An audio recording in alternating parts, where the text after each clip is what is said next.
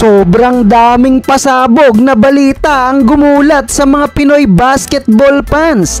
Unang-una na nga dyan ang nagbabadyang trade na makuha ng Gene King si Bobby Ray Parks Jr. kapalit ni Jamie Malonzo. At former Beerman muscle man Vic Manuel mapupunta nga ba sa Barangay Ginebra? At eto, Greg Slaughter tinatarget na ng SMB na makuha. So kamakailan lang ay nagulat ang mga Pilipino basketball fans sa balita na inilabas ni Snow Badwa. Tungkol yan sa biglang pag-anunsyo ng Japan B-League sa pagkuha ng much taller players sa iba't ibang parte ng Asia. Sinisikap mabuti ng mga Hapon na palawakin ang kanilang market sa buong Asia. Dahil may partnership lang din naman ng B-League at NBA, tinatarget nila na pangalanan bilang second best league in the world. Biglang conspiracy theory na affected ang mga Pinoy bowlers na lumalaro ng guard at shooting guard position sa Japan B-League.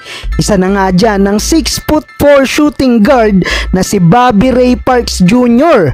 Biglang putok ang balita na target kunin ng Barangay Ginebra itong si Ray Parks Jr. kapalit ni Jamie Malonzo. Pero ang problema, papayag kaya ang TNT sa straight swap gayon ding nasa kanila pa rin ang rights ni Ray Parks? At tinatarget nila na makuha ang 3-peat championship this all Filipino Cup. Balitang Vic Manuel naman tayo mga idol. Posibleng may PBA comeback ang 6'4" forward na si Vic Manuel.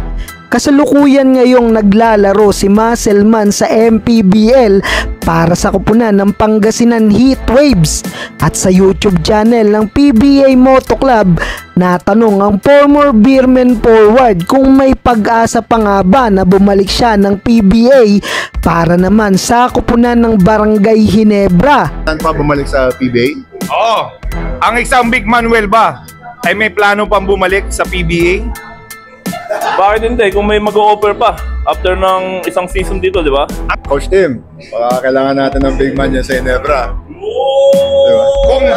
Isa rin sa mga player na gusto muling maka-teammate ni Vic Manuel ay ang Gene King's big man na si Japet Aguilar. At puntahan naman natin si Greg Slaughter. Pinaplano ngayon na makuha ng San Miguel Beerman ang 6-foot center na si Greg Zila. Hanggang sa ngayon nasa Northport Batang Pier pa rin ang rights ni Greg. Kung mangyari na mapapirma nila si Greg Slaughter, plano ng San Miguel Beerman na i-partner si Greg Zila sa 8 times PBA MVP na si Junmar Fajardo. At eto ang kauna-unahang the biggest twin tower in PBA history.